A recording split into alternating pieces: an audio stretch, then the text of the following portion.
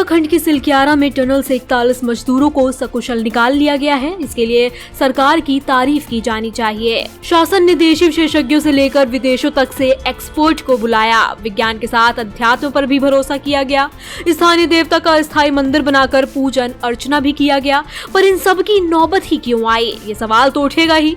इस सवाल का जवाब मिलना इसलिए भी जरूरी है कि ये कोई पहली घटना नहीं है और ना ही ये अंतिम घटना है। उत्तराखंड में इस तरह की कई दर्जन परियोजनाओं पर काम हो रहा है, इसलिए इन सवालों का जवाब ढूंढना बहुत जरूरी है। आम लोग इस तरह के कुछ सवालों का जवाब चाहते हैं। सबसे पहला सवाल, टनल बनाने वाली कंपनी पर क्या एक्शन लिया गया? इन 18 दिनों में सिलक्यारा टनल का काम करने वाली नवयुग कंपनी के बारे में कोई खबर नहीं है। नवयुग कंपनी पर कोई FIR भी दर्ज हुई है या नहीं, इसका पता नहीं लग सका है। एक्शन तो दूर की बात है, जबकि 41 लोगों की जान जोखिम में डालने के नाम पर इस कंपनी के जिम्मेदार लोगों की तुरंत गिरफ्तारी होनी चाहिए थी। अगर सरकार ऐसा नहीं करती है तो ठेकेदारों और निर्माण कंपनियों को कंट्रोल करना मुश्किल हो जाएगा, जिसका असर उत्तराखंड ही नहीं देश भर में हो रहे निर्माण कार्यों पर पड़ेगा। एस्केप टनल क्यों नहीं बनाई गई थी? सिलक्यारा सुरंग उत्तराखंड में 12,000 करोड़ की लागत से बन रहे 4 धाम राजमार्ग परियोजना का हिस्सा है, जिसे बनाने का ऐलान साल 2018 में हुआ था। हादसे वाली सुरंग सिलक्यारा, जिसकी लंबाई 4.5 किलोमीटर है, की लागत तकरीबन 1,383 करोड़ रुपए आंकी गई है। इस सुरंग में एस्केप टनल बनाने का भी प्रावधान था। मीडिया रिपोर्ट्स के अनुसार टनल के DPR में एस्केप टनल बनाए जाने की बात है। एक्सपर्ट्स के अनुसार 3 किलोमीटर की लंबी सुरंग अगर बन रही है तो अनिवार्य रूप से एस्केप टनल बनाया जाना चाहिए। DPR के प्रोजेक्ट डिजाइन में एस्केप टनल होने के बावजूद कंस्ट्रक्शन कंपनी ने क्यों इसे अनदेखा किया, इसका पता लगना जरूरी है। अगर एस्केप टनल और इमरजेंसी एग्जिट की व्यवस्था की गई होती तो 41 लोगों की जान पर नहीं बनाई होती। इस गंभीर सुरक्षा खामी की अवहेलना क्यों और कैसे हुई का पता लगने पर ही भविष्य में होने वाले हादसों को हम रोक सकेंगे। क्यों नहीं था ह्यूम पाइप? जब पहाड़ी क्षेत्रों में इस तरह की खुदाई वाले काम होते हैं तो ह्यूम पाइप का प्रयोग किया जाता है। ह्यूम पाइप किसी धातु का बना होता है और जैसे जैसे काम आगे बढ़ता है ये भी बढ़ता रहता है। अगर कभी मलबा भर भरा कर गिरा तो मजदूर ह्यूम पाइप में घुस जाते हैं और सुरक्षित स्थान तक पाइप के सहारे निकल जाते हैं।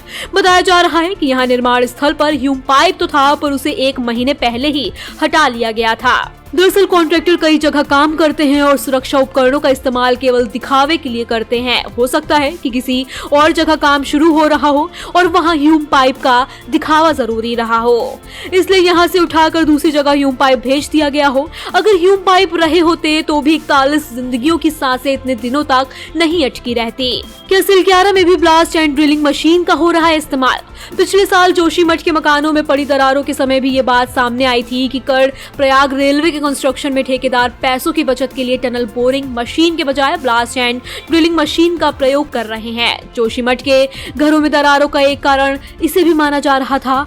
टनल बोरिंग मशीन का कामकाज धीमा होता है, इसलिए ठेकेदार इसका प्रयोग नहीं करते हैं, क्योंकि इस तकनीक में खर्च बहुत बढ़ जाता है। ठेकेदार पैसे बचाने के लिए अवैध रूप से ब्लास्ट और ड्रिलिंग से खुदाई करते हैं। ठेकेदारों के तो पैसे बच जाते हैं, पर यह तकनीक पहाड़ों के लिए घातक निशान छोड़ जाती है।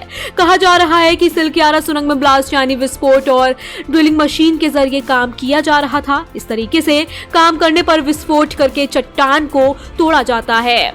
चट्टान तो टूट जाती है, मगर धमाके की वजह से दूर दूर की चट्टानों के कुछ कमजोर होने की आशंका हो जाती है, जो बाद में पहाड़ों के लिए घातक हो जाती है।